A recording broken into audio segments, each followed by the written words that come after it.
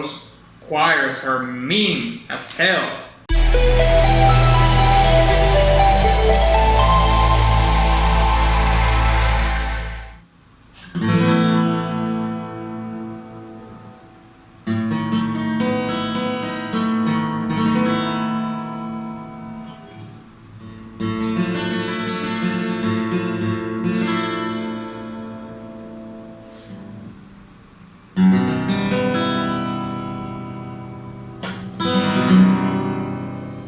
Greetings Wanderer, this is Atlas here and welcome to the...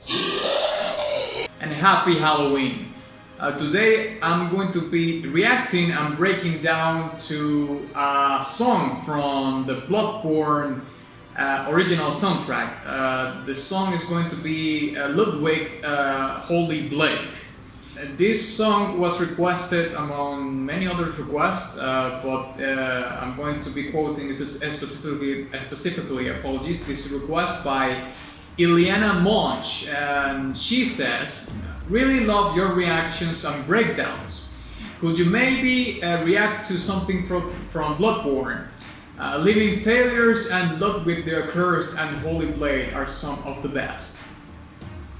Well, thank you, Ileana, for your request, of course. Like I mentioned before, Ludwig is going to be the one I'm going to do today. Just as a reference, please, would you be so kind in the future, if you want to do a request, please mention which video game you want me to, from which video game specifically you want me to do it, and a specific song. But okay, enough rambling about that. Let's go into it and onwards. Okay, Ludwig, let's see what you got, mate. Ludwig the Accursed and the Holy Blade, Bloodborne. Boom.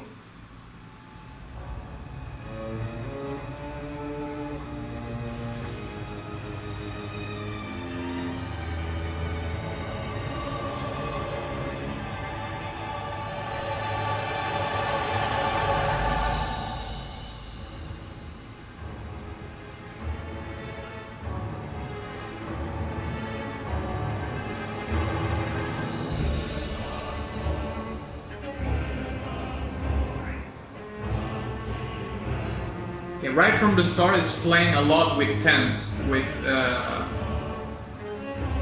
some dynamics that makes the music more tense and less tense all the time.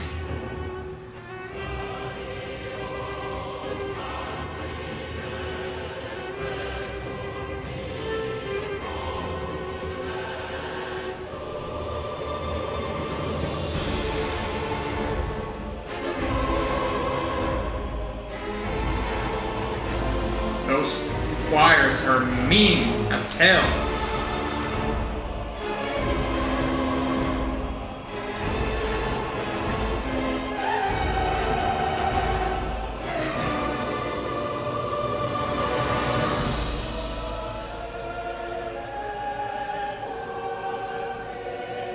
Great transition.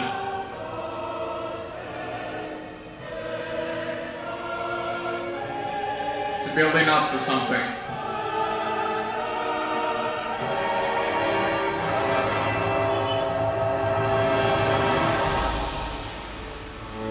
Oof.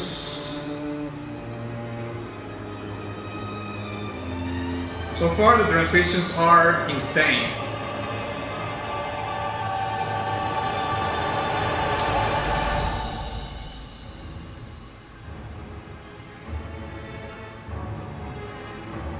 This song has a lot of build-ups and releases the tension, and then it starts again.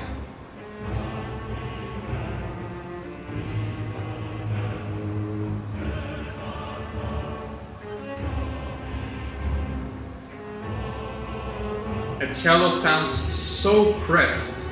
Love it.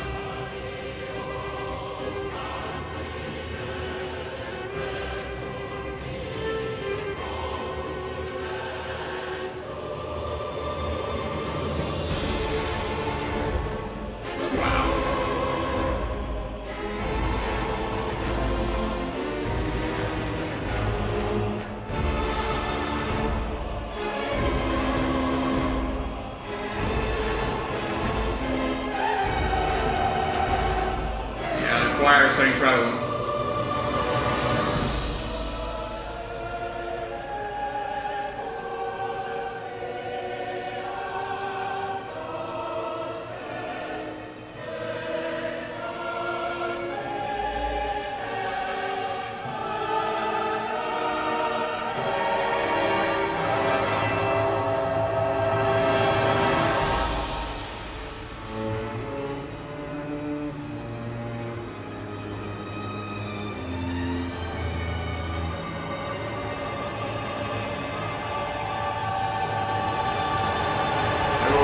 Those tremolos on the string section are so eerie.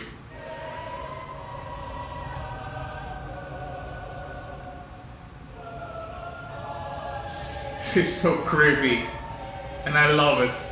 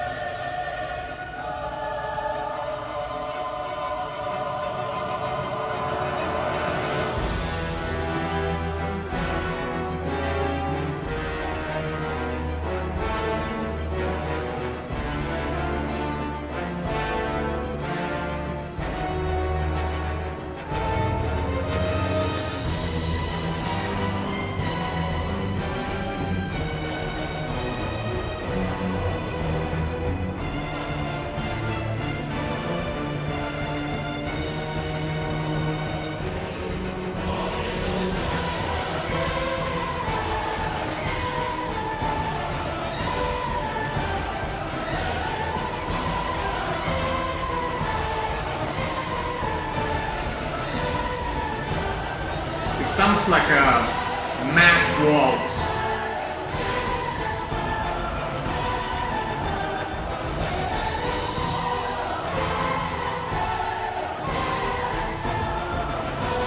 It sounds like the Waltz of Death.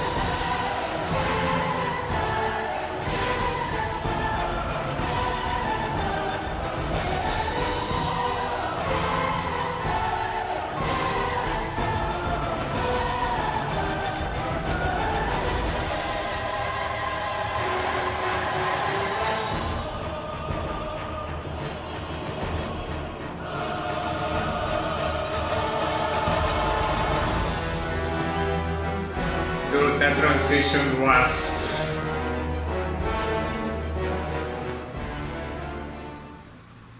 And it fades up, yeah. Wow! Yeah, that was a good... that was a good request. I mean, I'm glad that in between all the other songs, I mean, probably the other songs are really good too, but this one is... boom! Boom, boom, boom. I'm going to reserve all the commentary, you know, for the breakdown, but in short, I love this. Like, it's super eerie, super chaotic in a sense. I mean, there's an order in this chaos, which I'm also going to be explaining on the commentary, but I'm just gonna leave it at that, okay? Let's just go straight to into the breakdown and, you know, expand upon those things and other things as well, okay? So let's break it down.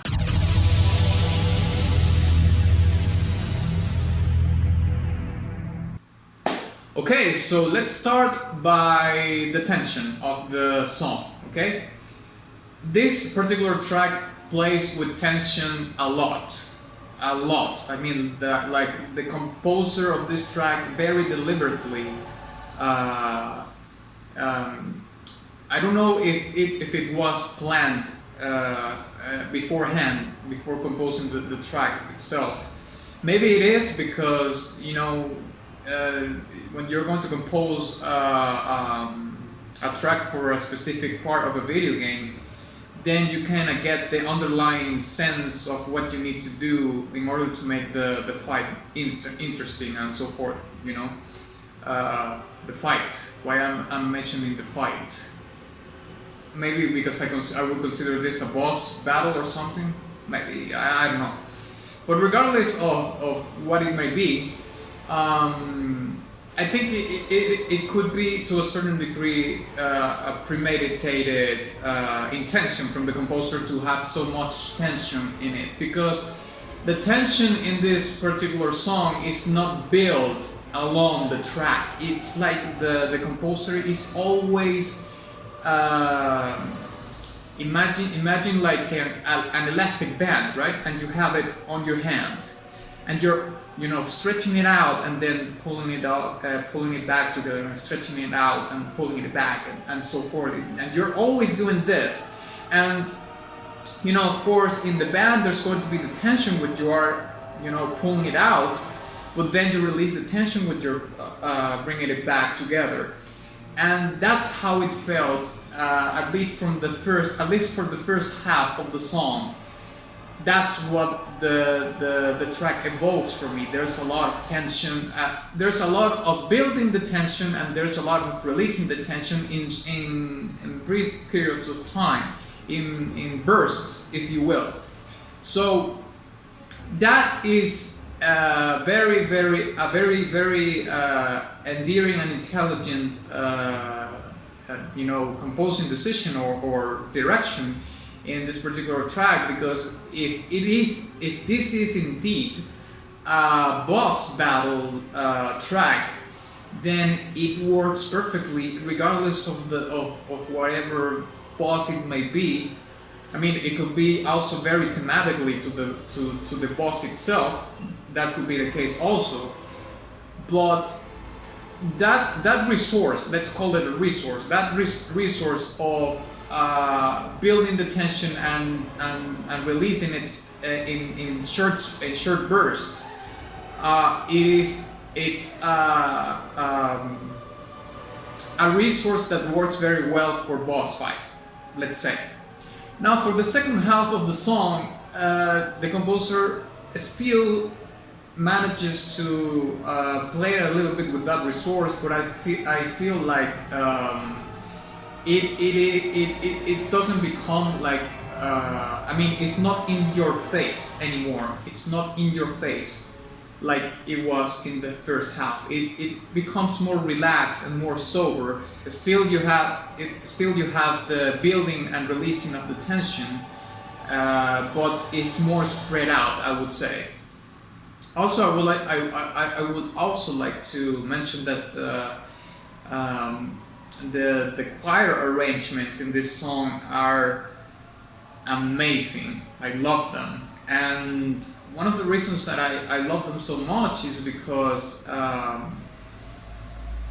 I mean, you know, one of my favorite video games of all time is Diablo and Diablo 2, and those two soundtracks, I would recommend actually that you, if you haven't listened to the Diablo 1 and 2 soundtrack, not the third one, the first Diablo and the second Diablo soundtracks, you will hear a lot of similarities in between this particular soundtrack and that one. But the thing is that this one is way more bombastic, in the sense that it's way more dramatic and more in your face, let's say.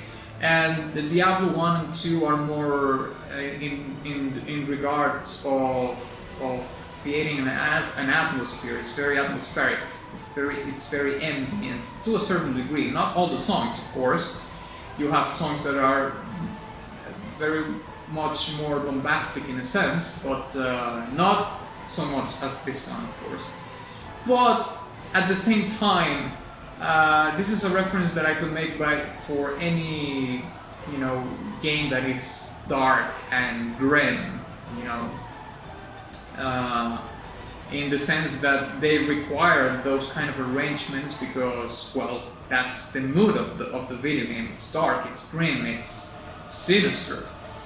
And this particular track has all those elements nailed to the point, like straight bullseye, like for sure. Other two elements that are very complementing very much the track is the melody that is played on the cello, which sounds super crisp, amazing sound. The mixing and the production of this track is off the charts. And what's the other? Oh, the tremolo in the string section. Those eerie tremolo sections, yeah. But those eerie tremolo parts in the strings contributed so much to the sense of also impending doom, or that something was about to happen that was very, very bad. And that is another resource that is you can hear very much spread out in any kind of soundtrack that is very much related to this kind of thematics, that like something sinister, something dark, or something grim, and so forth. Now, one last thing that I would like to mention about this track is that for some reason in the part where I talk about the Waltz of Death, I got the image of a Ridley Scott movie called Legend. This is a 1985 movie by Ridley Scott, like I mentioned before, and I think it stars Tom Cruise, believe it or not. It is a fantasy movie. It's one hell of a movie. It's really, really good. And there is a scene in which one of the characters in the movie, which is this very burly, gigantic demon, if you will, dances with one of the stars of the movie also. And that scene when they're dancing, it's like so much reflected in that part of this song, in the way that it is like a dance, but it's like the dance that is going to send you to the afterlife, but in a very dark, mean, chaotic way, let's say. So yeah, I think I'm gonna give this track a very, very high golden badge. It's almost a diamond badge. I think that I have to maybe listen to it a couple of more times to really see if I can bump it up to a diamond badge. For now, it's gonna be a very, very high golden badge. You could say that it's a diamond-y kind of gold, if you will. Okay. So yeah, thank you very much for watching this video. If you enjoyed it, please give it a like and share it with your friend. Also, please consider visit my Subscribestar and my Teespring shop, where you can get very cool merch. I recently made a design for a new t-shirt, so check it out. And of course, ex nihilo nihil fit.